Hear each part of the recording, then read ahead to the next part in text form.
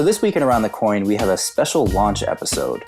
We brought on Nick Tomaino to the show. Nick is the business development manager at Coinbase, the, I shouldn't say undisputed, but very agreed upon leader in the space of Bitcoin wallets. They have upwards of 1.9 million wallets. Absolutely incredible growth in this company.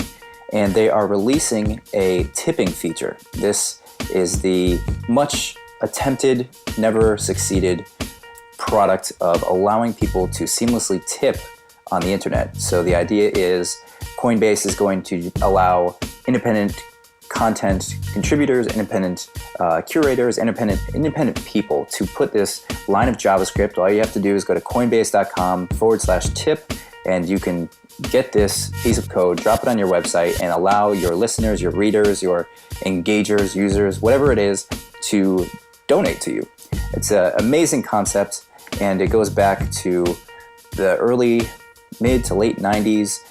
We have companies that raised hundreds of millions of dollars. Beans attempted this, but Coinbase is making a full-fledged attempt to become the first and only one so far to make it succeed on Bitcoin. A few others in the space succeeding in other currencies.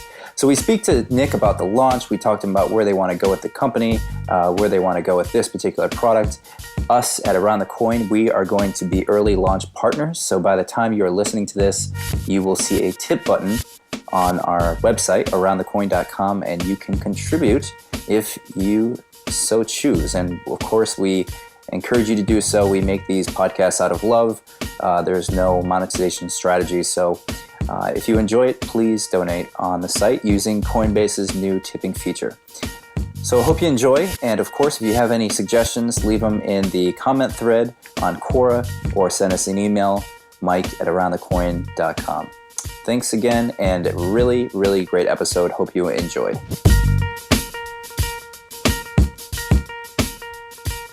Welcome to the show, guys. Here we have an exciting episode. We have Nick from Coinbase on the show. Nick Tomaino. Is that how you pronounce the last name? Tomaino. Yep. Tomaino. Yep. Welcome to the show. Thank you for taking the time. We're really excited to talk about some new product launch that Coinbase has and some of the future roadmaps and things that you've been through and learned. So we're going to have an exciting episode. So how's everyone doing this morning? Wonderful. Doing well. Doing well. So Nick, do you want to talk a little bit about your background, how you got into Coinbase? You now work as the business development, VP of business development. Is that the correct title? Business development manager. Business development manager. The team, we're about 6 now. So yeah, I got involved with Coinbase last November, and I was actually in business school at the time. So for the past really 3 years, Bitcoin was kind of a curiosity to me. And last August, before going to business school, my last big project at the venture capital firm I was working at was to study the Bitcoin ecosystem. And it was at that time that I identified Coinbase, who at that time had, I think, 3 employees, as the best team in the space. And that was mainly because of the founders, Brian and Fred, kind of really stood out as the most legit entrepreneurs in the space. And so I started business school last fall, but also started kind of talking to the Coinbase guys and eventually convinced them that I could add value on the business development team, and started working remotely last November. So I was working from New Haven, Connecticut, was the only East Coast member of Coinbase. And in May, actually, I moved out to San Francisco and decided I was going to drop out of business school and stay at Coinbase full time. So that's kind of my background.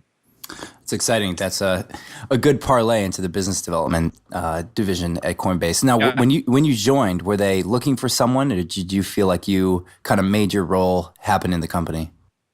I think I kind of made my role happen. Like, I was basically just super passionate about Bitcoin and was constantly thinking about ways that I could convince like merchants to use Bitcoin. And so I think I basically just like reached out to a bunch of merchants last fall as a business school student saying like, look, I've done a bunch of research on Bitcoin and I think it could be really interesting to your business.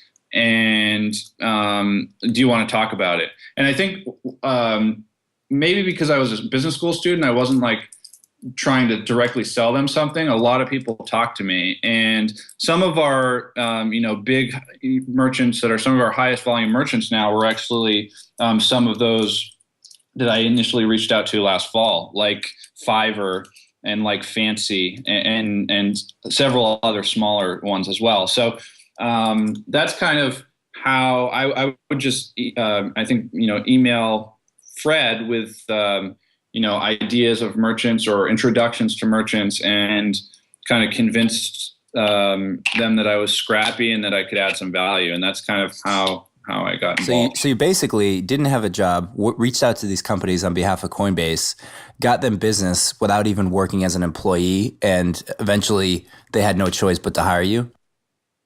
Yeah, you could say that. I love it. I'm sure there's a lot of business school students passionate and trying to get into exciting startups, but a lot of it is the strategy behind how you do that. But you certainly cracked that nut.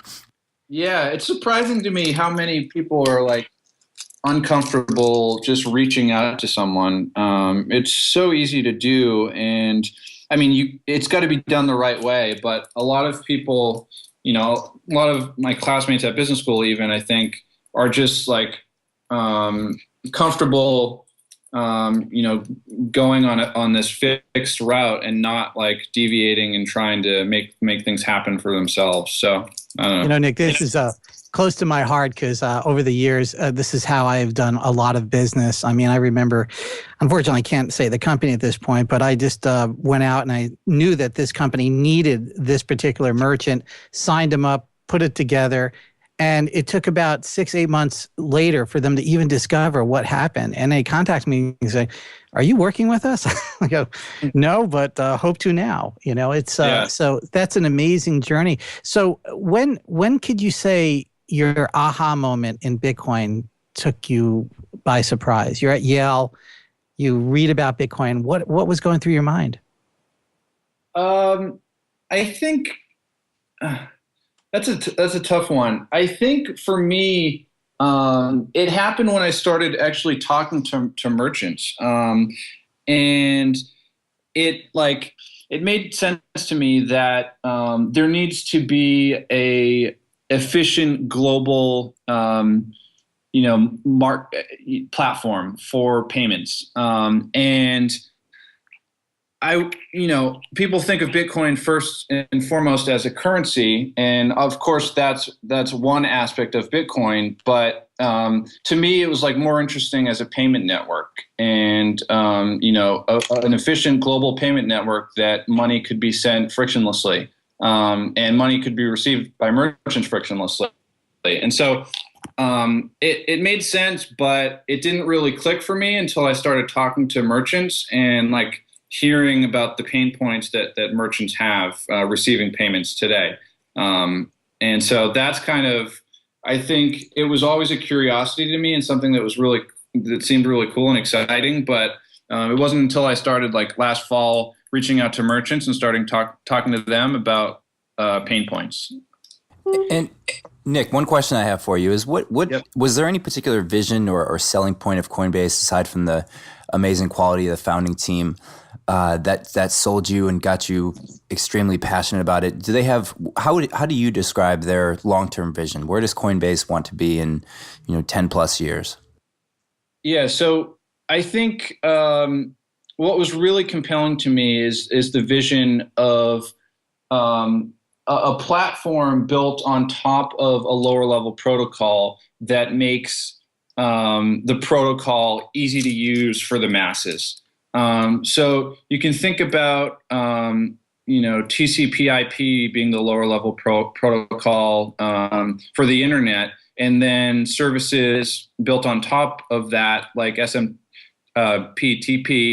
Gmail, or Netscape or AOL, services that were built on top of the lower level protocol that make a technology easy to use for the masses. And that's exactly what we are at Coinbase, is a service built on top of Bitcoin that makes Bitcoin really easy to use for the masses. And so that vision, got me really excited. This is a really powerful technology that can change the world in a lot of ways, and there needs to be a way for people to use this technology easily. And that's, the vision for Coinbase, essentially. Nick, can you share where the wallet growth has been? Because a phenomenal number of wallets the last time I saw it published. Yep. Is it still growing by leaps and bounds?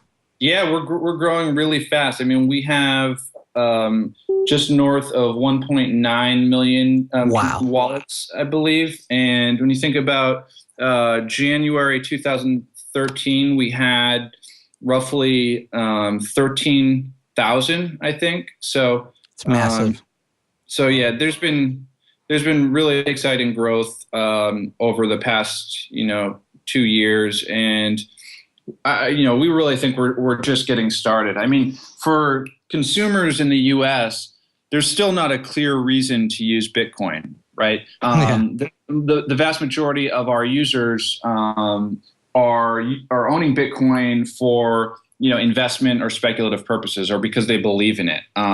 So I think in the next year or so, there are going to be some really awesome use cases for consumers that are going to lead to widespread consumer adoption in the U.S. Well, Nick, one of the most passionate things that has attracted me to digital currencies was something, back in 98, a company called First Virtual was trying to invent the first payment system on the internet. And one of their premises was nano and microtransactions. Nothing has ever really arrived to do that. Yep. And it's been one of my dreams. So we're really excited that I think we're probably, by the time this comes out, it'll be world news, but we're probably one of the first to start talking about this. You are party to one of the biggest shifts, I think, in digital currencies. Can you sort of elaborate what you guys are going to be doing? Yeah. So this is something that's been, really interesting to me. Kind of looking at the history of micropayments online, and micropayments and tipping actually has been one of the great promises, I'd say, of the internet for the past 20 years. And there have been several platforms that have raised millions of dollars to try to solve this problem, and it hasn't worked yet, right? There was a company called Beans that raised over $100 million in the late 90s, which you're probably familiar with. And Flu's, let's not forget Whoopi Goldberg's Flu's system there. Yep, absolutely. And more recently, there was a Y Combinator company called Tipjoy that was trying to do something like this on social. And Flatter is still around as well. And I think there's a few reasons that they haven't worked historically, and a few reasons that Bitcoin kind of changes the game, and reasons that we're really excited. So I think a big reason why they haven't worked is there's always been a lot of friction in getting onto these closed loop networks and getting off of closed loop networks. And when you're on the closed loop network, there's only one behavior you can also do within that closed loop network, and that's tipping, for example. So the friction in getting on and off, and the lack of an interoperable currency native to the internet, I think is a big reason why you haven't seen tipping take off. And so Bitcoin, is an interoperable currency that can be sent anywhere in the world instantly, and any amount of money. And so there's still a decent amount of friction to get onto this network. But once you're on the network, you can do anything within your wallet. So it's not just for tipping. You could you can send any amount of money, and it's interoperable. You can send it anywhere on the internet, and that hasn't existed before Bitcoin. And I think it's a big reason why, tipping and micropayments are going to be a big part of the internet in the future, is because of this kind of technological breakthrough of this interoperable currency native to the internet. Coinbase went about the business of actually making this easy. And let's go into maybe the detail of how this is going to work. Mm-hmm. So, yes. So the feature we're launching, the Coinbase tip button, anyone can go on coinbase.com/tip and generate a snippet of HTML code. And similar to how you can now do that with a Facebook like button or a Twitter tweet button, you go into your Coinbase account and generate the code and can add it to your website. And it's as easy as that. It's as easy as generating an HTML code and copying it and pasting it onto your website. Really, the beauty in it is the simplicity in it. Absolutely. It's almost dead simple. And when you reached out to us, and thank you for doing so, Nick. When you did, we were just immediately made sense, and it felt like there had to be a company that comes out to make it ubiquitous and actually work correctly. I think my perspective would be that some of the other companies, Tipjoy, that starts with the concept of tipping, struggle because they don't have the network. And it really feels like Coinbase, not only with the tech team and the ability to make it smooth, but you guys have, 2 million users. So this is something you could easily push out to a much larger mass, and I'm sure acquire much larger merchants once you start rolling with it.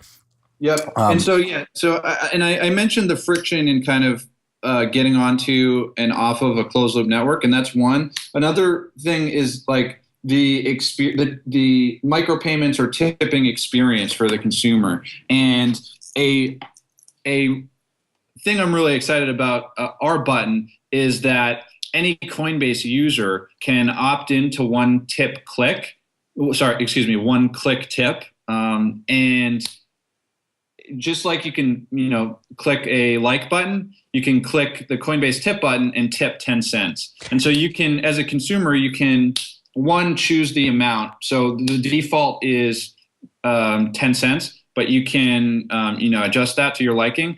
And then if you opt into one click tip, if you're logged into Coinbase, you can start tipping away in one click. And it's really the most kind of seamless tipping experience that's ever existed on the internet. So this is just absolutely amazing, the simplicity. So essentially, once you've logged into your Coinbase account, right, you're essentially all these buttons essentially open up to you as a tipping mechanism instantly.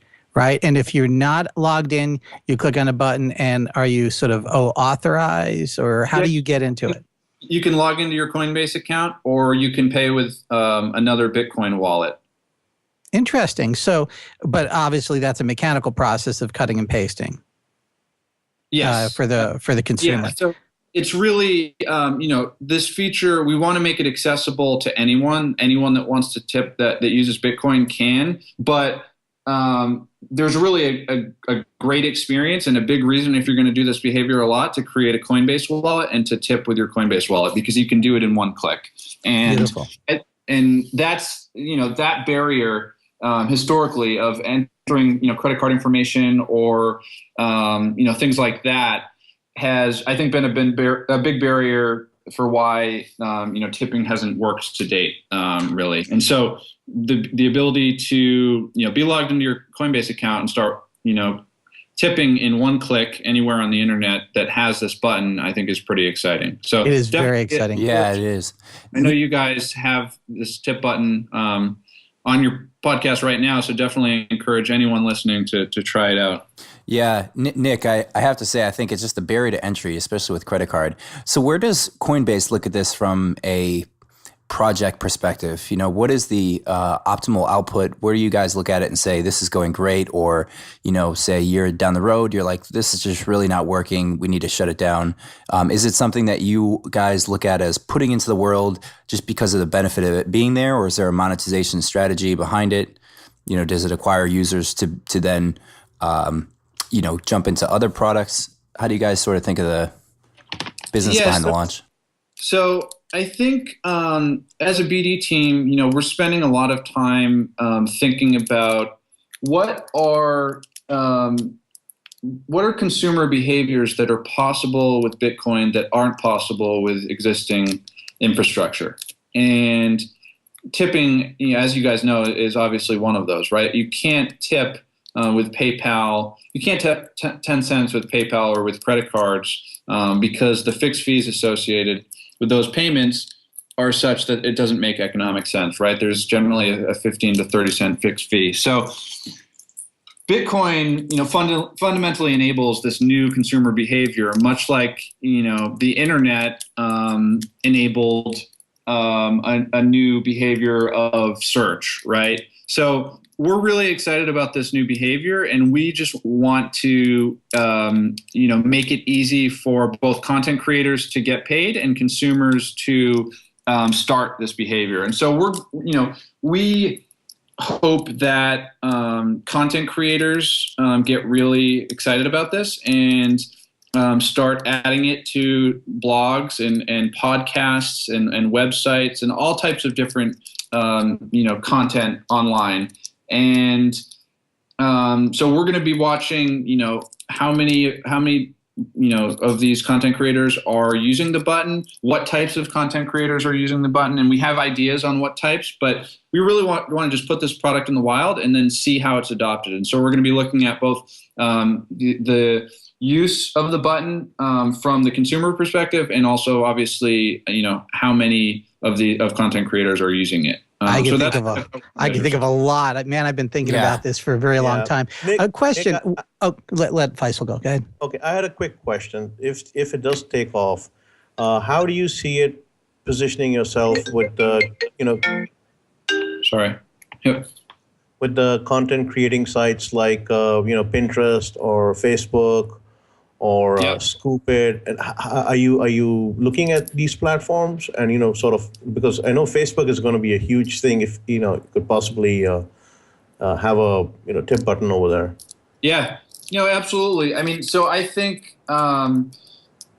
we want to drive this behavior for content creators because this solves a big problem for content creators right now. Like you hear stories all the time about a YouTube sensation, right, musician who is getting millions of views on YouTube, but only getting a couple $100 in advertising from that, right? And so there's this huge need right now for content creators to get paid directly from their fans and to make more money. And we think this enables that. It's both a better experience for the consumer to not receive ads, and also they want to support their fans directly.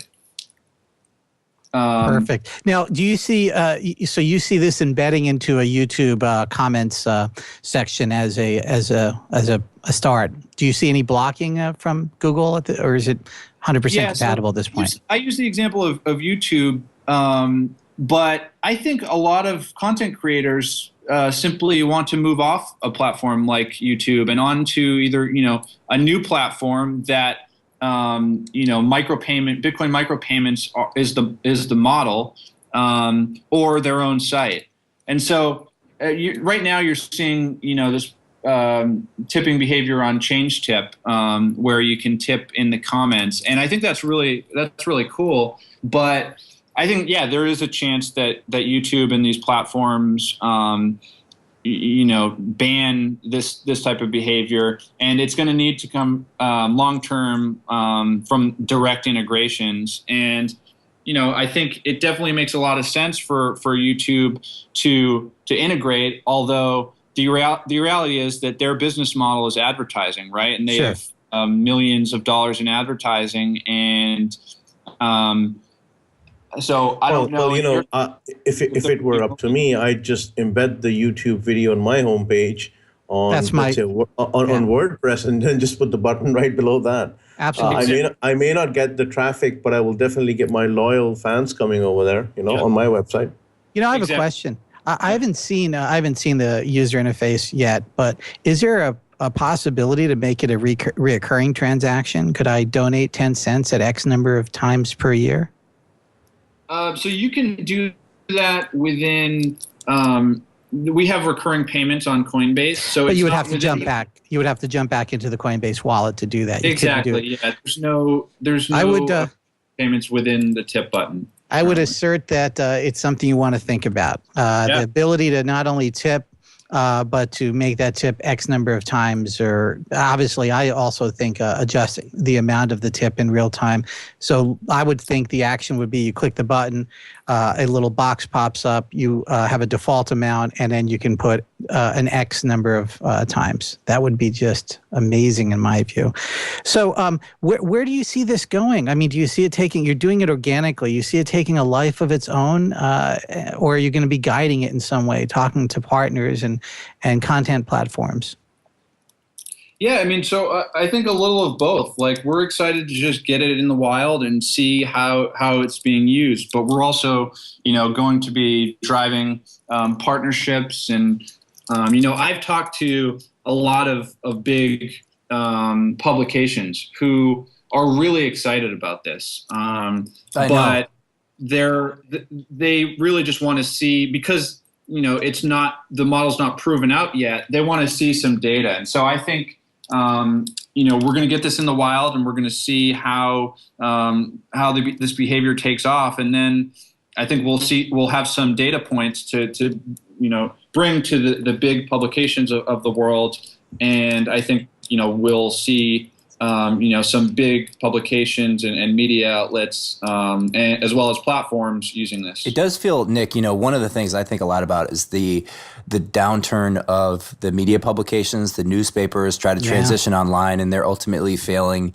So now we see, Forbes is one of the infamous, in my opinion. You go to Forbes.com, read an article, and you have a giant full screen ad in your face, and it just feels wrong, right? It feels like they haven't figured it out. Wall Street Journal, for example. I mean, one need not pay $9 just to read one article. I know.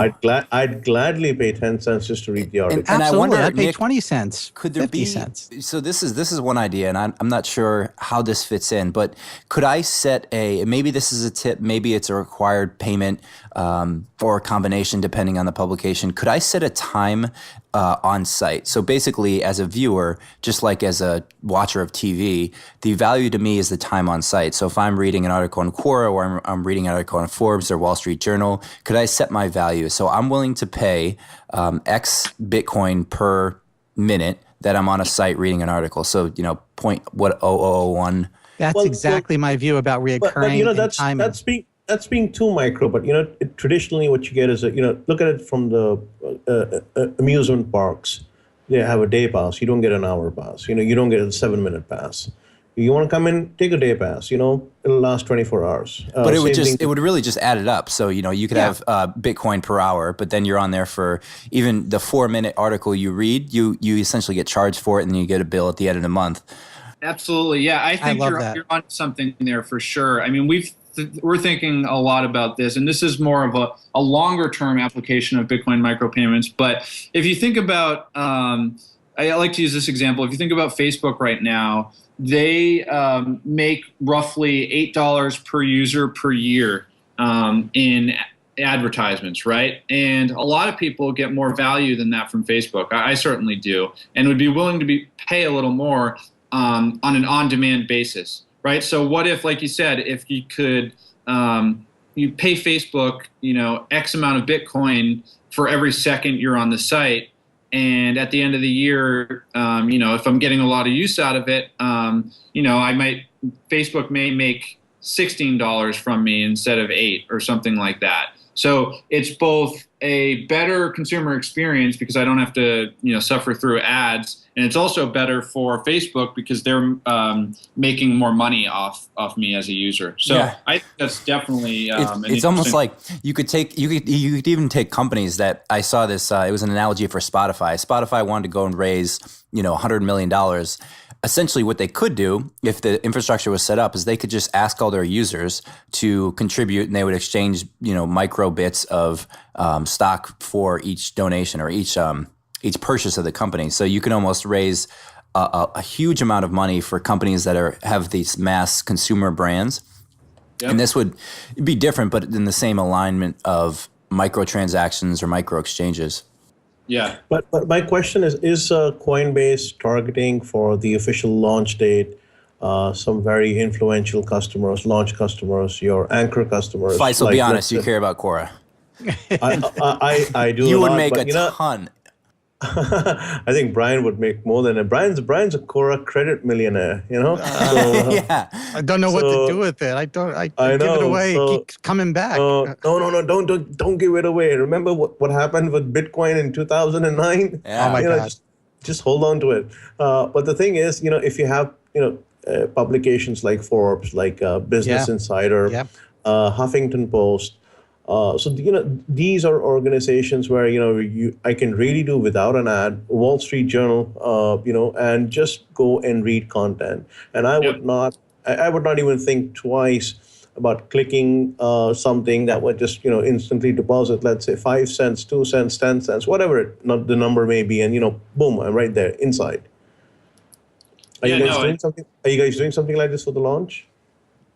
not for the launch. As I've said, we're starting this with individual content creators, right? Because again, the problem we're solving is kind of empowering content creators and allowing any individual who puts on content online to monetize more effectively. Nick, I got to warn you. You're in a den of payment nerds here. So we're going to brainstorm and get all excited over too many use cases. My mind is spinning right now. I don't know if Nick knows. We have done, I think, about maybe 3 shows on this thing, just on this topic alone, micropayments. Yeah, absolutely. We did it on things like even as simple as when someone writes an article, and it's coming up on Google, and how do you thank him that they've taken time out to write a how-to on how to format your Windows machine or something like that. Yeah. But one thing we didn't ask you is, when is the launch, and when is it a beta launch? Is it invite only, and when does it go out for public? So when this podcast drops, this should be launched. So it should be right on. Anyone listening can tip right now, right below, where you're listening. But so we're still ironing out the official launch date. But rest assured, like all listeners, hopefully we'll be able to tip right now. Can I ask what the early response of your beta partners have been? What are they saying and feeling? What type of people are jumping aboard? Yeah, I mean it's content creators, both small, like bloggers that write about tech and have really passionate audiences, maybe small but passionate audiences, and they see this as a way to both make a little money from the content they're putting out, and also just connect with their audiences in a deeper way. Because like the Facebook like or the Twitter share is a type of behavior that is meaningful, but we feel like a exchange of monetary value in a small amount is like a little more meaningful than the Facebook like or a Twitter share. So it's basically content creators that are really excited, and from a wide variety of segments. We have a really well-known, big-name comedy podcaster. We have any names you could share? Any marquee names? This will be after the launch, so it'll be out in the wild, hopefully. We'll hold off on the names. Just, exclusives. We have, a digital magazine who's been around for 20 years, based in Texas, that has been looking for a way to do this. Like everyone you talk to, thinks this is really interesting, right? Because this has been a problem people have been thinking about for, as I said, like 25 years. I think now it's just a matter of proving it. All right. Is this something people really want to do? Is this a behavior that people are really excited about? And that's what we're doing with this launch, is kind of proving that, look, content creators want this and people want to tip and send micropayments. So I think this kind of is just the start. And we're going to see a lot of really exciting things over the next year or so. Who's been doing the legwork, reaching out to all these content producers? Is that you? You doing all this? Wow, good job. Yeah, seriously. I would say one more sector you really want to reach out to is the musicians, and especially independent bands, indie bands. They are just Dogecoin has been doing well for them, but this is the mainstream way for a lot of artists to start monetizing. This is real money. Nick's work is cut out for him. He's got the world. You basically reach out to everyone, Nick. That's what we want you to do. And everybody's going to nod their head and say yes. Why would they say no? Nick, is there one thing I thought was interesting is I listened to the This Week in Startups interview of Doge Tipbot with Jason Calacanis over there, and one of the interesting things I thought that came up in the show was that people were making so much money. I think their primary focus is now on Reddit, so you can essentially in the comment thread just contribute or donate Dogecoin to commenters or writers on Reddit. Yep. But they're actually making enough money. This is their only occupation. This is all they're doing. And granted, they may live in parts of the world where the income required to sustain yourself is lower than San Francisco. But still, it's amazing to me how it's actually changing the game. I thought that was interesting. I don't know if you would anticipate that being a macro shift in the world. And one of the other things that came up I thought was fascinating was, is there any downside to this? Is there any fear of people misusing the system?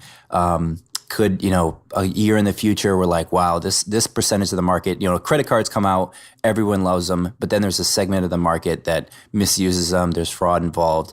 Is there any risk or things you guys think about how this could go wrong or how people could misuse the system? Yeah, for sure. I mean, there's, we're constantly thinking, every product we put out, there's going to be fraudsters who are going to try to take advantage of that, right? So in this case, clickjacking is actually a small concern. So what clickjacking is basically disguising a button or a link with a different icon than what you see. So if someone you look like you think you're Xing out a box, but instead it's a link to the tip button where you're clicking 10 cents, something like that. And so that's like a potential. We're taking a number of measures to protect against that, but that's just kind of one example of something where there will be undoubtedly some scammers that try to take advantage of this. I tell you, this is interesting. Now, I got a little side view of this. Coinbase is primarily focused on Bitcoin, and with all the I would say thousands of alternative coins. Is there any desire to look beyond Bitcoin and make the wallet multilingual, if you will? Yeah, we get asked that all the time. And actually, Charlie Lee is our one of our lead engineers at Coinbase, the founder of Litecoin. So we like Litecoin as well. Although, our belief is that Bitcoin is already confusing enough to a mainstream consumer right now, right? So to add Litecoin or Dogecoin to the mix actually just confuses things more, and consumers start to think, should I use Bitcoin? Should I use Litecoin? What's the difference? So our mission is to bring Bitcoin to the mainstream and to make it easy to use for a mainstream consumer. And to accomplish that mission, I don't think adding another coin at this time makes much sense. Now that could change in the future, and we're constantly watching, other altcoins and seeing what's going on. There's been some cool innovations. What I'm personally most excited about now is side chains. Yeah, absolutely. Paper came out 2 weeks ago, and is I think the most important white paper around digital currencies that's been written since the Satoshi paper. And I don't know how much you guys have looked at sidechains, but to me, I've been following it like inch by inch, and I'm just excited to see where it's going. Probably do a couple of shows on it alone because it's a bit complex to explain in one show, I think. Yeah. So, I mean, how I like to kind of describe it and why I'm excited about it is it allows Bitcoin to maintain one of its primary characteristics, which is its digital scarcity, and enables, at the same time, enables new innovations in blockchain technology. So the vast majority of other altcoins that exist right now are trying to innovate on blockchain technology, but not maintaining the digital scarcity of Bitcoin. And security of Bitcoin as well is a huge aspect of the benefit to keeping everything on the blockchain. So sidechains enables a developer to set a two-way peg to Bitcoin and create a new altcoin, essentially. But it's pegged to the Bitcoin blockchain and maintains the digital scarcity of Bitcoin. So I got to ask you, you're in the middle of Bitcoin world. What do you think about where Bitcoin is, the price? I think the price is stabilizing. A lot of people are in fear that it's gone down. Any insight from the perch that you stand from? Yeah, I mean, we don't focus on the price much. We're focused on Bitcoin as a payment network and driving transaction volume on the payment network. And so if you look at transaction volume on Coinbase, we have been public about this, but it's up significantly year over year. So, right, even though the price is down, particularly, I can't remember exactly when the spike was last November, but I think it may be down year over year, actually, the price now. Slightly. It's very slight. Yeah. And so even though the price is down, the transaction volume is up significantly. This is what's confounding me, right? Usually when you see higher demand and constrained supply, prices, egress. So I don't know, confusing to a lot of minds, especially people who have been, studying this very in depth.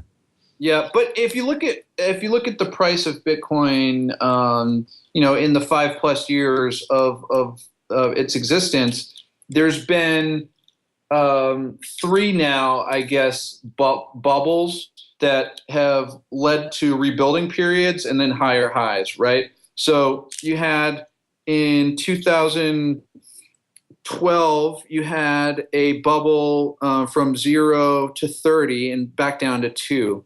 Right, and then there was a like 9-month rebuilding period, and during this rebuilding period, everyone said Bitcoin was dead, and then there was a higher high. Right, it went from 2 to I think 240, and then there was, so that was the next speculative bubble, and then the price went down from 240 to 60, and then there was the most recent bubble, which was 60 to 1200.